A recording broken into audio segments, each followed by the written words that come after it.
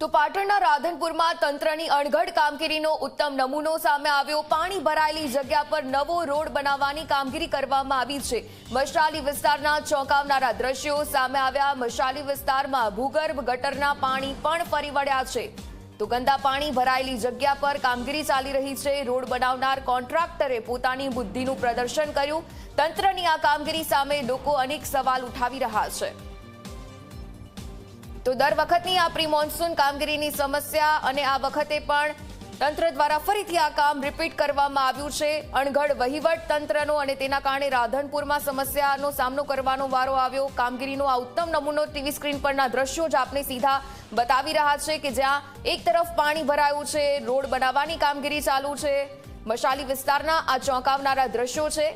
આખરે પાણી ભરાય અને ત્યારબાદ જ તંત્ર જાગતું હોય છે। ભૂગર્ભ ગટરના પાણી અને ગંદા પાણી ભરાયેલી જગ્યા પર હવે નવો રોડ બનાવવાની કામગીરી ચાલી રહી છે। ત્યારે કોન્ટ્રાક્ટર સામે પણ અનેક સવાલો ત્યાંના રહીશો દ્વારા ઉઠાવવામાં આવી રહ્યા છે।